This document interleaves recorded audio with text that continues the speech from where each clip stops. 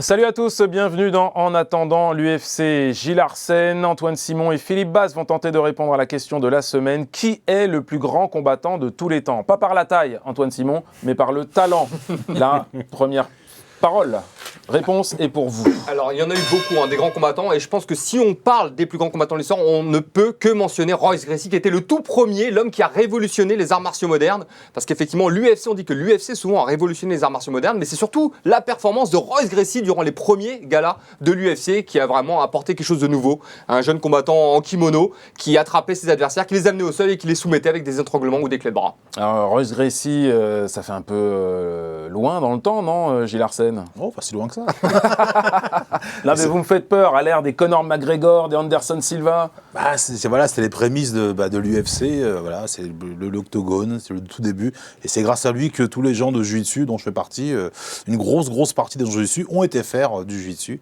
Parce que c'est vrai que c'était incroyable. Alors Philippe Bas, lui, il n'a pas le même avis que vous forcément. Il apprécie évidemment Royce Gracie. Si, j'ai mis Royce Gracie en premier parce que c'est le premier. Mais vous avez confié quand même que Conor McGregor aurait pu être en tête de liste. Oui, mais faut vous expliquer, là. C'est un autre raisonnement en fait. C'est-à-dire que pour moi en premier c'est Royce Gracie parce que il fait partie des pionniers et c'est lui qui a ouvert là. Avec sa famille, c'est eux qui ont ouvert la voie. Ensuite en second, comme j'ai développé dans l'émission, je pense à Randy Couture parce que lui il a fait le lien entre cette première époque de l'UFC et celle que l'on connaît aujourd'hui qui est quand même incroyable. Donc Couture pour moi il a fait le lien. À 40 ans, il a su se renouveler, prendre une nouvelle ceinture chez les lourds. Après, il a su redescendre, faire des beaux combats intéressants. Il a toujours relevé les challenges. Il a toujours été surprenant alors que c'était pas lui qu'on attendait. Contre Belfort, contre Lidl, contre tout le monde, même contre Sylvia. Et bon, il a un truc... J'aime bien ce gars-là. Après, McGregor, pour moi, c'est une synthèse et c'est l'ère moderne. Il correspond à l'ère moderne de l'UFC. En plus, je trouve que c'est un exemple, même si ça fait 15 ans qu'il travaille pour ça.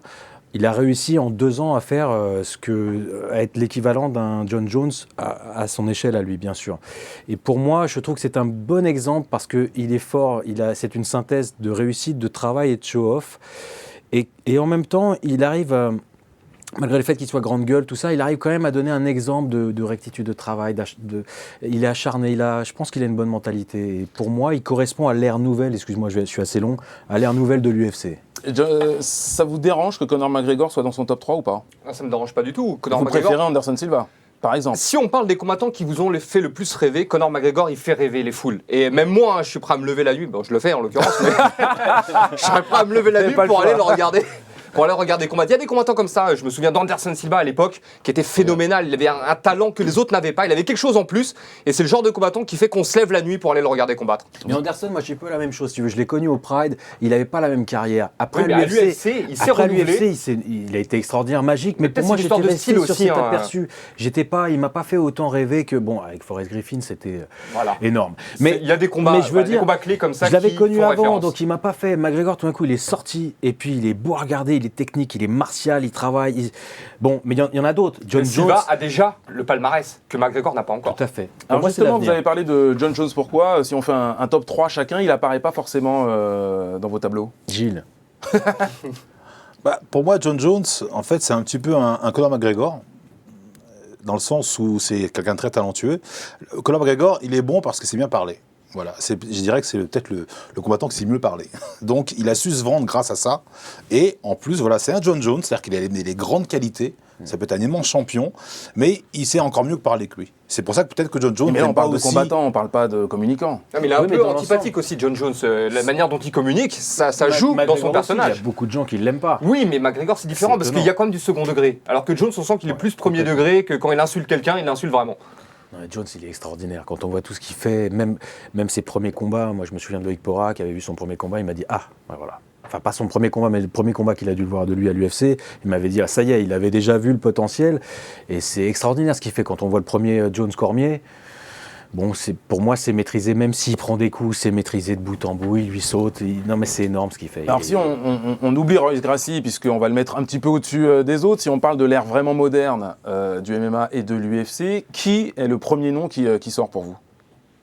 Il y a un nom déjà qui ressort, c'est Georges Saint-Pierre, bien sûr. Il parlait de synthèse tout à l'heure, Philippe. Georges Saint-Pierre, c'est un peu la synthèse de tout ce qui s'est fait avant lui. D'ailleurs, il avait pris pour modèle Randy Couture. Donc, c'est pas pour rien d'ailleurs. Et Georges Saint-Pierre, il savait tout faire. C'est d'ailleurs c'est un karatéka qui est devenu le meilleur lutteur de l'UFC, rendez-vous compte. Donc, c'est vraiment la quintessence du MMA, selon moi. Ouais, c'est il a amené le professionnalisme.